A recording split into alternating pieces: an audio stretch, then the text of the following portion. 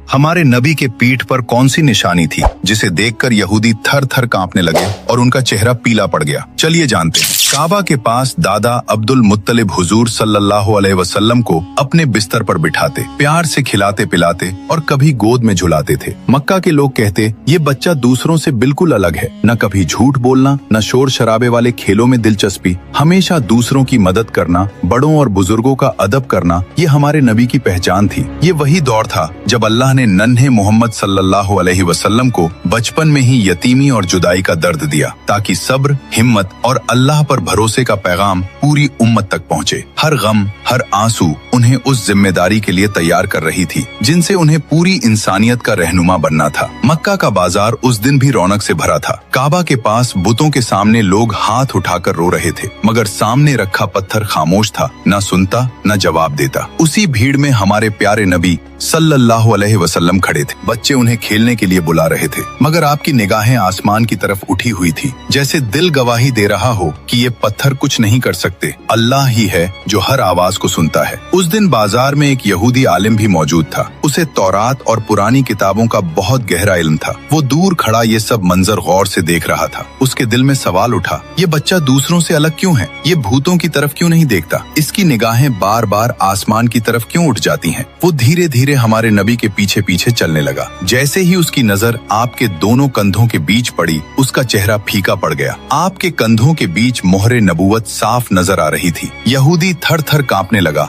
और कांपते हुए कहा, यही वो आखिरी नबी है, यही है वो जिसकी निशानियां हमारी किताबों में सदियों से लिखी है। लेकिन उसी पल उसके दिल में जलन की आग भड़क उठी। उसने सोचा, नबूवत तो हमारी कौम को मिलनी चाहिए थी, ये अरबों का बच्चा कैसे? शाम होते ही वो अपने साथियों के पास पहुंचा, जहां और कई यहूदी आलिम जमा थे। उसने कहा, आज मैंने उसे देख लिया। उस बच्चे की पीठ पर नबूवत का मोहर है। वो बुतों को नहीं मानता, उसकी निगाहें सिर्फ आसमान की ओर उठती है। वही आखिरी नबी है। ये सुनते ही बाकी आलिमों के भी चेहरे पीले पड़ गए। एक ने तौरात की इबारत पढ़ते हुए कहा, यहाँ लिखा है, मैं उनके भाइयों में से तुम्हारे जैसा एक नबी उठाऊंगा। भाइयों से मुराद बनी इजराइल के भाई हैं, यानी अरब, क्योंकि हजरत इस्माइल अलैहिस्सलाम और हजरत इसहाक अलैहिस्सलाम दोनों हजरत इब्राहिम अलैहिस्सलाम के बेटे थे। मतलब निशानी साफ तौर पर कुरैश की तरफ इशारा कर रही थी, यानी तुमने जिस बच्चे को देखा वो वाकई आखिरी नबी है। ये वही बच्चा है जो पूरी दुनिया में नबूवत का झंडा लहराएगा और अदलों, इंसाफ और मोहब्बत का पैगाम देगा। पूरी दुनिया उसकी मोहब्बत में दीवानी हो जाएगी। सुभान अल्लाह। दोस्तों,